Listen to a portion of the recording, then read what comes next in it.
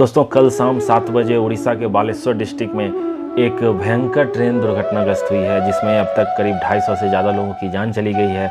लगभग 1200 से ज़्यादा लोग घायल हैं। इसका अभी ऑफिशियल फिगर आना बाकी है, लेकिन अंदाज़ा लगाया जा रहा है कि ये जो आप कैजुअल्टी देख रहे हैं, इसकी संख्या बढ़ने वाली है, क्योंकि आप इस तस्वीर से अंदाज़ा लगा सकते हो ये ट्रेन इतनी ज़ोर से दुर्घटनाग्रस्त हुई है और इसमें 3 ट्रेन इन्वॉल्व है। अब आप ये समझने की कोशिश कीजिए कि आखिर ये ट्रेन दुर्घटनाग्रस्त हुआ कैसे। इसमें मानवीय भूल है या सिस्टम फेल्योर हो गया, या अब इसका जिम्मेदार कौन, इसकी जिम्मेदारी लेगा कौन। आप समझ सकते हो ये इतना बड़ा दुर्घटना होने के कारण जो इतने सारे लोगों की जान गई है, उसके जिम्मेदार कौन होंगे। मैं आपको बता दूं, 12841 शालीमार चेन्नई एक्सप्रेस, जो कि शालीमार से आके चेन्नई की ओर जा रही थी, और दूसरी ट्रेन हमारी Bangalore SMBT sir M Visvesvaraya terminal से निकल के हावड़ा की ओर जा रही थी। दोनों पैसेंजर ट्रेन है, फुल्ली पैक्ड रहती है। इसमें जो लोग रहते हैं स्लीपर कोचेज में, इसकी अगर हालत देखोगे तो आप अगर 72 सीट है तो लगभग 150 से ज़्यादा लोग रहते हैं स्लीपर कोच में, क्योंकि वेटिंग वाले रहते हैं, और ये फुल्ली पैक्ड ही जाता है। कोरोमंडल एक्सप्रेस शालीमार चेन्नई कोरोमंडल एक्सप्रेस अपने फुल मैक्सिमम परमिसेबल स्पीड पे 130 kmph पे आ रही थी।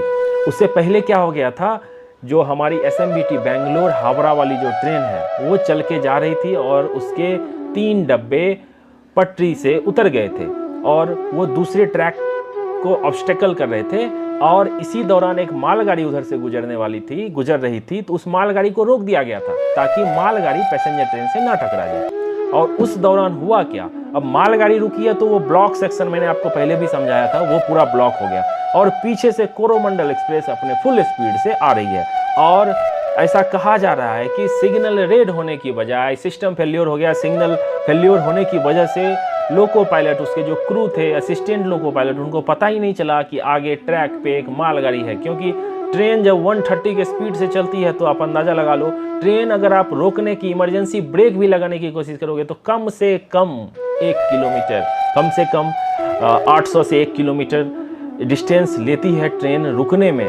और ये 130 kmph से आई एम श्योर कि क्रू ने ब्रेक लगाई होगी, इमरजेंसी ब्रेक लगाई होगी, लेकिन रुकते रुकते ये जोरदार टक्कर मारी है मालगाड़ी को। एक गुड्स ट्रेन जिसको रोका गया था उसको खतरनाक से टक्कर मारी गई है।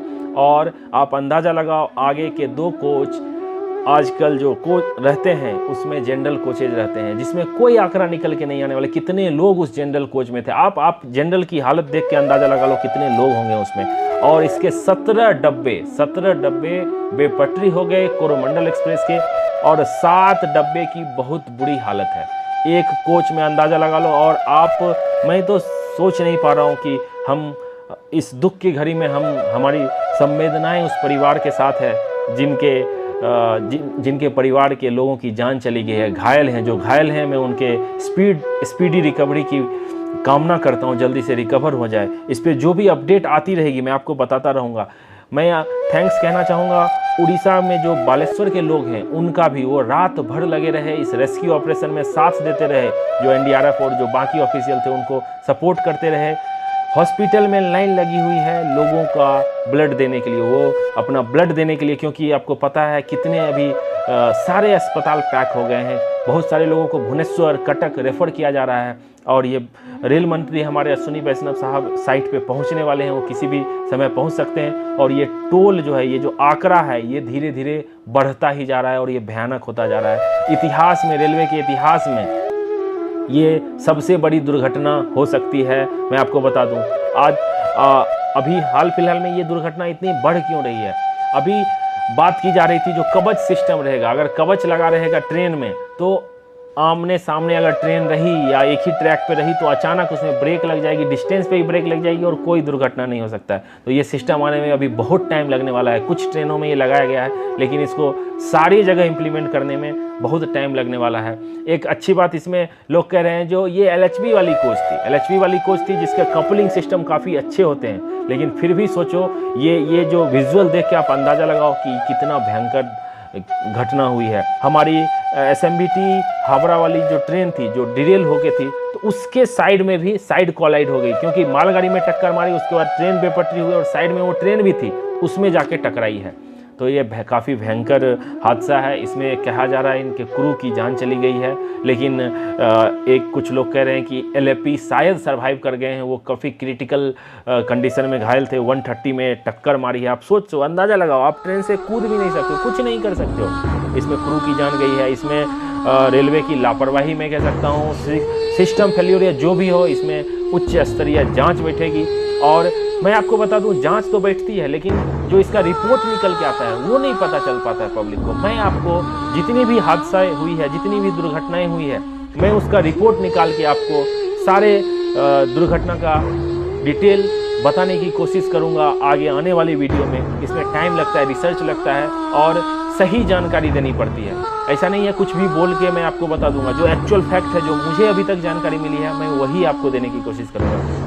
हम आशा करते हैं जो घायल लोग हैं जल्द से जल्द रिकवर हो जाएं। इसमें हमारे प्रधानमंत्री नरेंद्र मोदी, राष्ट्रपति मुर्मू जी, सब ने दुख व्यक्त किया है। लेकिन दुख व्यक्त करने से कुछ नहीं, मुआवजा मिल जाएगा, लेकिन एक जान की कीमत कोई भी मुआवजा नहीं दे सकता है। जो लोग सोचो बेंगलोर से हावड़ा अपने घर को जा रहे होंगे, उनकी अभी जान चली। जो लोग शालीमार से आ रहे होंगे, चेन्नई की ओर जा रहे होंगे, अपने काम पे जा रहे होंगे, अपने घर जा रहे हो, रिलेटिव के पास जा रहे हो, गर्मी छुट्टी खत्म हुई है, बच्चे होंगे, कितनी दर्दनाक ये हादसा है, आप सिर्फ अंदाज़ा लगा लो। मैं इस दुख की घड़ी में मैं मेरे तरफ से, मेरे चैनल की तरफ से संवेदनाएं व्यक्त करता हूं। जल्द से जल्द ये ठीक हो जाए। अभी रेस्क्यू ऑपरेशन मुझे लगता है ये पूरा दिन चलने वाला है। जब ये रेस्क्यू ऑपरेशन कंप्लीट हो जाएगा तो मैं आपको सारा डिटेल बताने की कोशिश करूंगा, रीजन भी बताने की कोशिश करूंगा, कितने लोग गए हैं, क्या हुआ था। अभी सबसे बड़ा प्रायोरिटी है रेस्क्यू ऑपरेशन कंप्लीट करना। रेस्क्यू ऑपरेशन कंप्लीट होने के बाद ट्रैक को क्लियर किया जाएगा, जो अभी वो पूरा ब्लॉक हो गया, कोई भी ट्रेन उधर से नहीं जा सकती है। कितनी ट्रेनें कैंसिल हो गई है और कितनों का रूट डाइवर्ट कर दिया गया है। सबसे पहले रेस्क्यू ऑपरेशन होगा, ट्रैक क्लियर किया जाए, उसके बाद ही पहला प्रायोरिटी रहेगा उस रूट को दुरुस्त किया जाए। उसके बाद फिर ऑफिशियल बयान देंगे, जो उसके CPRO होंगे। रेल मंत्री खुद इस पे प्रेस कॉन्फ्रेंस करके आपको बताएंगे जो हुआ क्या था। सारी जानकारी जैसे जैसे आती रहेगी मैं आपको देने की कोशिश करूंगा। और अभी यही है, जो हादसे में जो लोगों की संख्या है 250 के पार हो गई है, जो काफ़ी दुखद है। और ये बढ़ के अभी कितना होगी इसका बस मैं अंदाज़ा